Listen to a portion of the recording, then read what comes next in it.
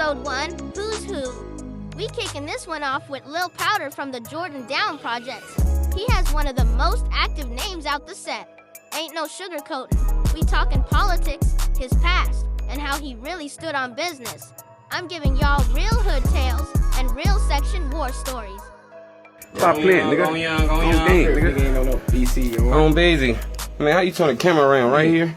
Yeah. That's on Grape. Hey, listen, man. That's on Young. PC who? PRMOSB, Jordan Down, Grape Street, Lil Powder. You know what it is. I'm the dead homie. Not arguing. A nigga is not arguing with no trolls. A nigga not finna go back and forth with no nigga, no bitch in this world. On Basie.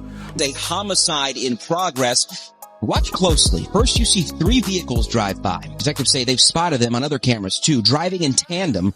All of them part of what happens next. Triple shooting. 3 people shot. It blew out the back window of Dugall's car and hit the power box of the gas station, knocking out the power. When the gunsmoke settled, Dugall was dead. His girlfriend and a homeless man critically wounded, and the shooter... We're about to break down how him and 6 other Grape Street members allegedly slid on 3 different targets in just 3 hours, leaving 7 people hit and 1 left for dead.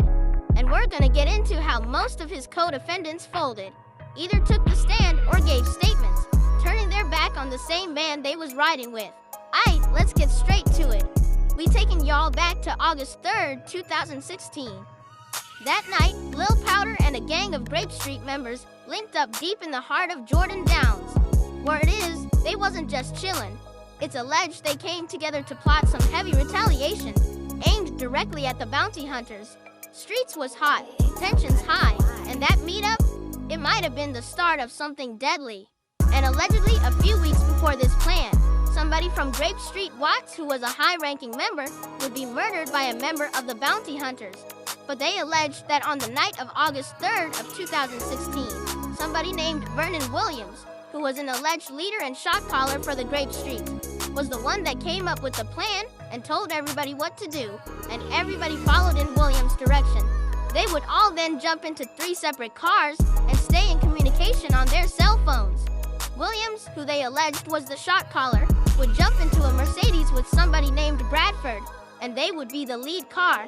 Their job would be to look for the targets. 3 other people would jump into the Lexus, which would be the decoy vehicle, and the last vehicle would be a Nissan, which would have Lil Powder and 2 other people in it. We're going to refer to them as the shooter vehicle. And the first place that they would drive to would be the Howard Hughes Center. This would be a shopping center. And like I said earlier, Williams, who was the shot caller and the one who constructed the plan, I think it's safe to say that he probably got the drop that there was a Damu out there driving a Maserati, because that's the type of vehicle that they would be looking for. Williams would then spot the Maserati, and he would identify the driver as somebody from Bounty Hunters. That's when the shooter vehicle that had Lil Powder in it would open fire on the Maserati, and all 3 people inside of the shooter vehicle would hit the driver of the Maserati. Thankfully, nobody would pass away in the situation, but the driver would have to be treated for multiple gunshot wounds. And shortly after the shooting happened, they would return back to Watts and pick up an AK-47. They would then pull up to the Nickerson Gardens and circle around a few times. They would then see a group standing in the field, and that's when Lil Powder would park the Nissan, and a Grape Street member with the last name Lawson would open fire on the group until his pistol was empty. And the other passenger, whose last name was Smith, had the AK and attempted to put one up top, but couldn't. So Smith wasn't able to fire any shots. Nobody would be hit in the shooting at this location. The next shooting would happen about an hour later after this. This would be the last shooting, and this one would happen at a gas station across the street from the Nickerson Gardens. The 3-car full of Grape Street members would drive by the gas station, and they would notice Cordero in his vehicle parked outside. That's when they would pull into the gas station. Smith, who was in the backseat of the Nissan, would roll down the window, and they would exchange words.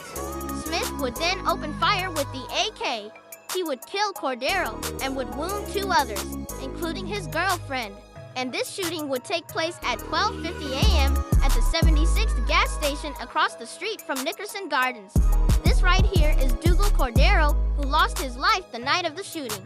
We want to say condolences go out to him and his family. May he rest in peace.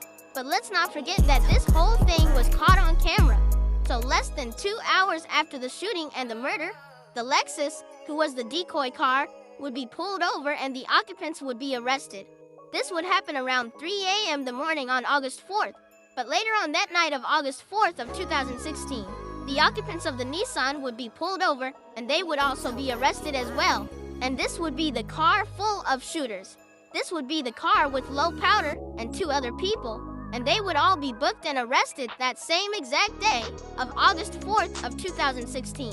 But this right here is where things get tricky, because Smith, who was the one with the AK and was the one who pulled the trigger when somebody lost their life that night, would give statements to police and cooperate. As soon as he stepped foot into the police station, he would admit to detectives that he was part of the group from Grape Street that committed the shootings at the Nickerson Gardens, at the gas station, and at the shopping center. But this is where things get crazy, because Smith, who was the shooter, also told police that the gang forced him to participate in the shootings.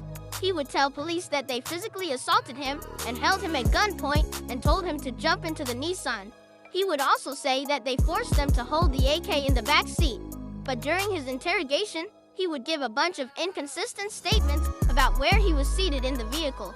He would also tell police that Lee, and don't forget that situation right there, Lil Powder was just the driver, and Smith and Lawson were both the shooters, and he would blame Lawson for the murder at the gas station, saying he was the one that fired the AK-47 out the back seat.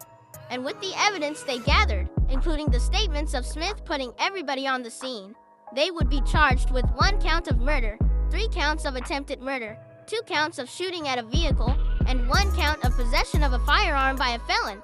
But Smith wasn't the only one who gave a statement, because the second shooter, who was Lawson, would also give a statement in exchange for a plea agreement. And the next person who would give a statement in exchange for a plea agreement would be Bradford. But before we dive into that, I just feel like I need to mention that Vernon Williams, who we spoke about earlier, was not charged in this case at all, and he would be the one that was riding in the Mercedes with Bradford, and he was also the one that they claim was the shot caller and telling them what to do. So I don't even get how he didn't get arrested, because Bradford, who was in the vehicle with him, was arrested. And like we just read in the paperwork, they know he was present for everything, because there would be 3 people giving statements. They would all have to sit in the county jail for the next 4 years. See how these get the snitching. Me and Brody's, we done went up on a mission. Flopper went to detective, the shooter and turn witness. Boy, listen, it's crazy how these get the snitching. Me and Brody's, we done went up on a mission. Flopper went detective, the shooter and turn witness.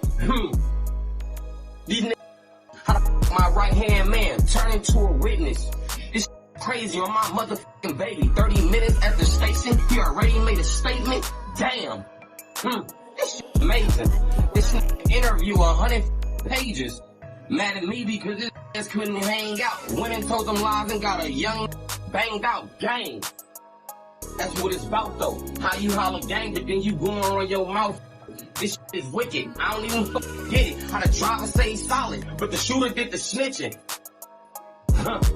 It's nothing. I can't even lie on. Baby, look, I did some busting. Now I'm sitting here, locked up with cancer, trying to use the phone, but don't nobody want to answer. Boy, listen. He would then start trial in January of 2020. And during the trial, Lawson and Bradford would testify against Lil Powder and Smith, who was also one of the shooters. But don't forget that Lil Powder was just the driver. And on top of that, they would also have statements from Smith that he made at the police station. And they would also have surveillance footage of the whole entire thing. But after about a month, on February 6th of 2020, he would be convicted by a jury and found guilty on all counts. For count 1, he would get life without parole. Count 2, he would get life, but as you can see at the bottom, he would have to run that consecutive. Count 3 would be the same thing, life. And as you can see at the bottom, he would have to run that consecutive also. On count 4, he would get 15 years to life. Count 5, he would get life again. And as you can see at the bottom, he would have to run that consecutive also. And count 6, he would get 15 years to life. And as you can see at the bottom, he would have to run that consecutive also. And this right here would be how he got 7 life sentences. because as you can see, count 1 is life without parole, plus an additional 25 to life. So that would be 2 life sentences just for count 1. Count 2 life, count 3 life, count 4 life, count 5 life, count 6 life. And in red, all counts are to run consecutive. And it's crazy because he was just the driver, and the shooters are the ones that told on him. Lawson, who was 18 years old at that time, would receive 28 years in prison and be eligible for parole, and 13 for his statement. And Bradford, who was 19 years old at that time, would get 9 years in prison in exchange for his statement. And on February 5th of 2020, which was a day before Lil Powder was convicted, Smith, who was the shooter and the one who gave the statements, would be found guilty by a jury, and he would be convicted, but he would be acquitted on 2 counts. And on count 1, which would be the murder, he would get life without parole. Count 2, he would get life. And as you see at the bottom, count 2 has to run consecutive with count 1. And on count 3, he would get life again. And as you can see at the bottom, he would have to run that consecutive. Also, on count 4, he would get 15 years to life. And then the last count, he would get 3 years. That right there would be the story of Lil Powder from Grape Street. I appreciate y'all for tuning in. But comment, like, and subscribe. It's the Who's Who.